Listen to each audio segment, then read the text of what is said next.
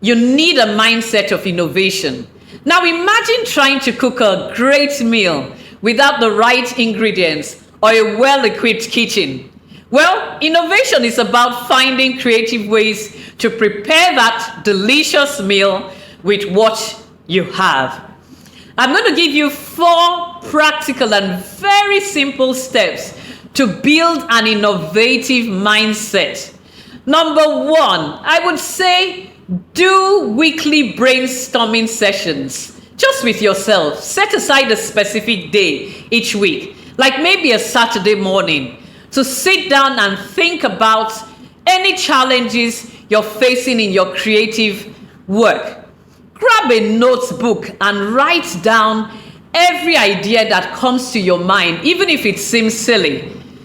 If you're having trouble making or marketing a new product, for instance, write down all your ideas, like using social media, hosting a pop-up shop, or teaming up with local influencers. Don't worry if the ideas are good or bad. This helps you explore different solutions and encourages creative thinking. Number 2, challenge assumptions or what is considered normal. Regularly ask yourself questions like, how can I do this in a new way? Or how can I make this easier or more interesting? If you're a music artist who usually creates some songs alone, you could consider collaborating with another musician to spark new ideas. Or if you've always used the same instruments in your music, try adding unusual sounds or everyday objects like using a kitchen utensil as an instrument. This mindset encourages you to explore new creative paths and simplifies your music making process. Number 3, stay inspired.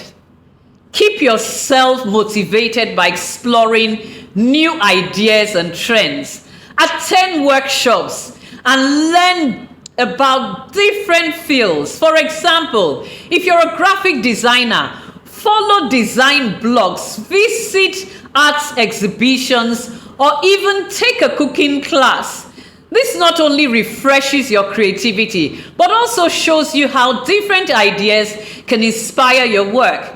By exploring various industries like music, fashion, you can find unique ways to bring fresh ideas into your own projects.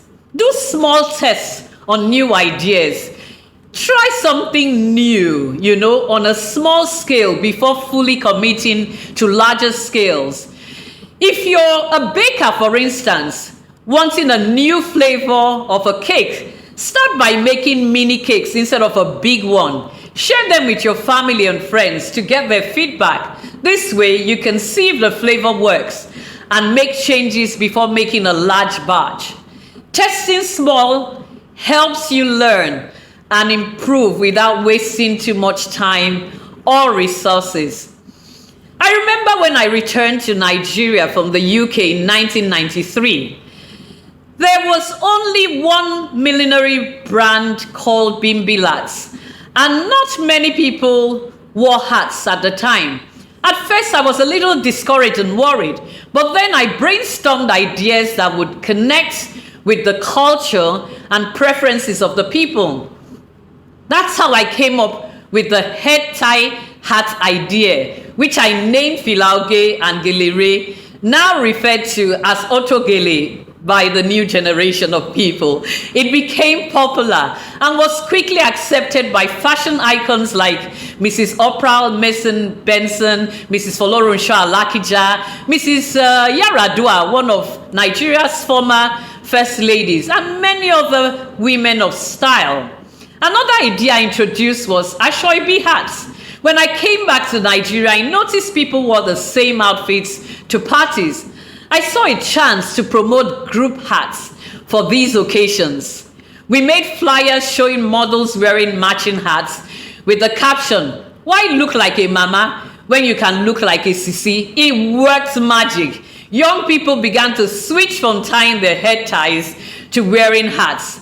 This brought a big breakthrough and change to the millinery industry in Nigeria. I'd ask you to challenge yourself to think outside the box this week. And when you do so, please share your experience in the comment section. Your story might inspire someone else in this community.